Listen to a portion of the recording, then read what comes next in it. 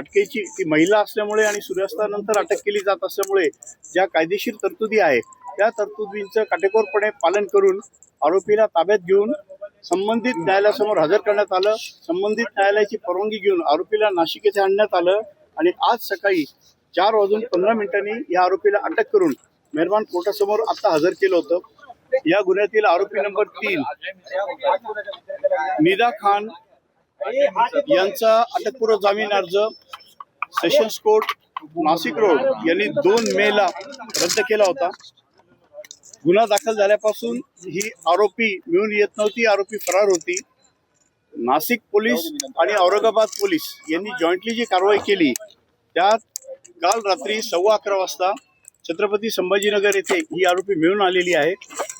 आरोपीला ताब्यात घेऊन काल रात्री उशिरा औरंगाबादच्या संबंधित ज्युडिक्शनच्या कोर्टासमोर नेण्यात आलं। अटकेची ती महिला असल्यामुळे आणि सूर्यास्तानंतर अटक केली जात असल्यामुळे ज्या कायदेशीर तरतुदी आहे त्या तरतुदींचं काटेकोरपणे पालन करून आरोपीला ताब्यात घेऊन संबंधित न्यायालयासमोर हजर करण्यात आलं। संबंधित न्यायालयाची परवानगी घेऊन आरोपीला नाशिक येथे आणण्यात आलं आणि आज सकाळी 4:15 या आरोपीला अटक करून मेहरबान कोर्टासमोर आता हजर केलं होतं। पोलिसांनी 7 दिवसाचा इनिशियल कस्टडी रिमांड मागितला होता। त्यात पोलिसांचं म्हणणं असं होतं की हा गुन्हा अतिशय गंभीर आहे, या गुन्ह्याला अनेक वेगवेगळे अँगल्स आहेत। याच्यात पीडितेला एका धर्मांतर करण्याच्या उद्देशाने काही भीती व धाक दाखवण्याचा प्रयत्न झालेला आहे। तिला एक बुरखा देण्यात आलेला आहे, तिला नमाज हिजाब याबाबत ट्रेनिंग देण्यात आलेलं आहे। तर यात ह्या महिलेचा काय रोल आहे, आरोपीचा काय रोल आहे, तिच्या व्यतिरिक्त आणखी कोणी याच्यात सहभागी आहेत का याबाबत सखोल तपास करणं आवश्यक आहे। त्यानंतर वारंवार या पीडितेच्या मोबाईलमध्ये काही इंस्टाग्राम लिंक्स, यूट्यूब लिंक्स, काही रील्स टाकण्यात आलेले होते जे थोडे चिथावणीकारक होते, त्याबाबत सखोल तपास करणं आवश्यक आहे। हा एक मुद्दा कोर्टासमोर मांडला गेला।